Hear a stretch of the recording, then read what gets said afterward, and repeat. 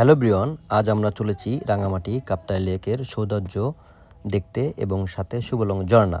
এছাড়াও রাঙামাটির বিভিন্ন দর্শনীয় স্থান সম্পর্কে বিস্তারিত থাকবে ভিডিওর শেষের দিকে। ভিডিওটি আশা করি আপনাদের ভালো লাগবে, সম্পূর্ণ দেখবেন, তাহলে আপনাদের রাঙামাটি ট্যুরটা সুন্দর হবে।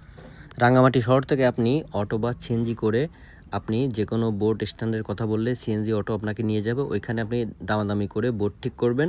আমরা যেহেতু একটু ভালো একটা বোট নিয়েছিলাম, 3 থেকে 4 হাজার টাকা খরচ পড়ছিল, এছাড়া 2 হাজার টাকায় বোট পাওয়া যায়। তো আমরা সকাল সকাল বেরিয়ে পড়ি, কারণ রাঙামাটির উদ্দেশ্যে আপনার সুবলং ঝর্ণা, আদিবাসী গ্রাম, জুম রেস্টুরেন্ট সহ বিভিন্ন পর্যটন এরিয়া এই কাপ্তাই লেকের সাথে জড়িত, সেহেতু আমরা চলে গেলাম। তো রাঙামাটি সম্পর্কে আপনাদের বলি। রাঙামাটি শহর থেকে যখন আমরা সুবলং ঝর্ণার উদ্দেশ্যে রওনা হলাম, চারপাশের দৃশ্য দেখে আমি মুগ্ধ। নীল জলরাশি যেন আকাশের সঙ্গে মিশে গেছে, আর দুই পাশের উঁচু উঁচু পাহাড়গুলো যেন সবুজ চাদর মুড়ি দিয়ে শুয়ে আছে। বোট যতই সামনে এগোচ্ছিল ততই আমি প্রকৃতির কাছাকাছি যাচ্ছিলাম। মনে হচ্ছিল এই সৌন্দর্য যেন শেষ না হয়। এই লেকটি রাঙামাটি শহরের বিভিন্ন প্রান্তে ছড়িয়ে ছিটিয়ে আছে।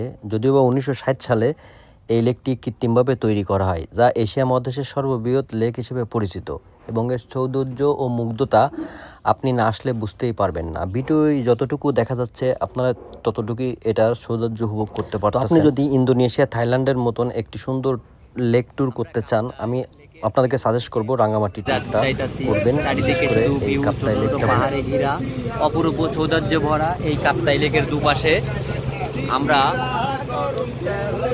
খুব আনন্দের মধ্যে দিয়ে যাচ্ছি। আসলে এখানে যারা আসবেন তারা বুঝতেই পারবেন এখানের ভিউটা অসাধারণ, সবারই ভালো লাগবে। ঠিক আছে, এই অপরূপ সৌন্দর্য ঘেরা কাপ্তাই লেক, দুই সাইডে আছে পাহাড়। ঠিক আছে, ছোট ছোট পাহাড়গুলো দেখতে অপরূপা লাগবে আপনাদের। তো বন্ধুরা, আমরা চলে আসছি সুবলং ঝর্ণাতে। বড় ঝর্ণায় পানি নাই, সেহেতু সুবলং ছোট ঝর্ণায় চলে আসছি।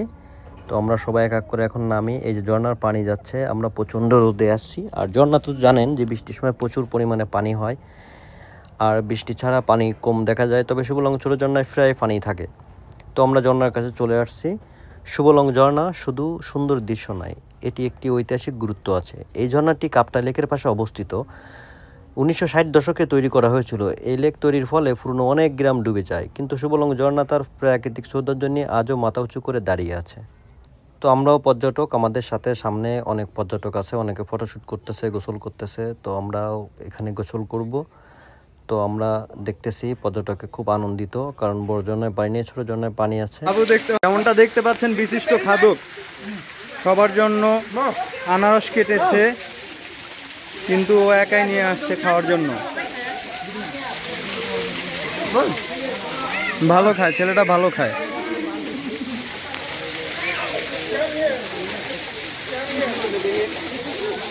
দেখি বাবু যাই। শুধু ক্যামেরাতে দেখলে হবে না, পাহাড়ে আসতে হবে, ঝর্ণার নিচে দাঁড়াতে হবে, দেন আসতে ফিলিং পাওয়া যাবে।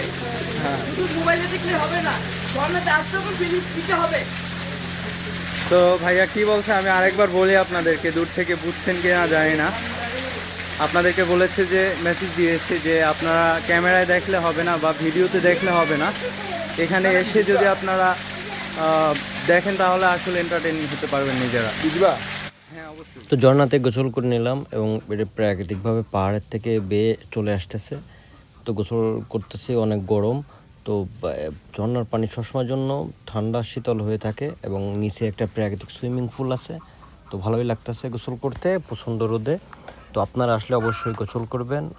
ঝর্ণার পানিতে গোসলের একটা অন্যরকম শান্তি আছে, আর ঝর্ণার পানি অনেক শীতল থাকে, যা আপনার প্রাণ মন সব কিছু জুড়িয়ে দেবে। তো বন্ধুরা, আমরা আদিবাসী গ্রামে যাইতে চাইছিলাম, কিন্তু পর্যটকের জন্য যাওয়া নিষেধ, কারণ ওদের অভ্যন্তরীণে গ্যাঞ্জাম চলতেছে, সেহেতু প্রবেশ নিষেধ। সেহেতু আমরা গোসল শেষে আবার লেকে ফিরে যাই, এবং এখানে এখন একটা জুম রেস্টুরেন্টে যেয়ে আমরা দুপুরের লাঞ্চটা করে নিব, এবং আপনাদের অবশ্যই দেখাবো। এখানে কিন্তু বাম্বু চিকেন, আদিবাসীর বিভিন্ন ভর্তা, বিভিন্ন সবজি কিন্তু অন্যরকম টেস্ট বহন করে। সামনে দেখতে পাচ্ছেন একটা ঘাট, আমরা এখানে যাব। এখানে একটা রেস্টুরেন্ট আছে পাহাড়ের ভিতর। তো এই রেস্টুরেন্টে যে আমরা খাওয়া দাওয়া করবো, তাই সবাই একটু গোছগাছ করে নিচ্ছি যে আমরা এখন এখান থেকে নেমে রেস্টুরেন্টে যাব। সাথেই থাকুন। আমাদের ট্যুরটা অনেক সুন্দর ছিল, কারণ আমাদের সাথে কয়েকটা বাবি ছিল। আমার বাবির একটা বান্ধবী, তিনি আদিবাসী, এখানে তার বাড়ি। তো সে আমাদের সঙ্গে ছিল, সেই জন্য আমাদের ট্যুরটা অনেক সুন্দর হয়েছে। তো আমরা এখন খাওয়া দাওয়া করব, এবং এখানে রেস্টুরেন্টটার ফটোশ্যুটের জন্য অনেক ভালো একটা জায়গা।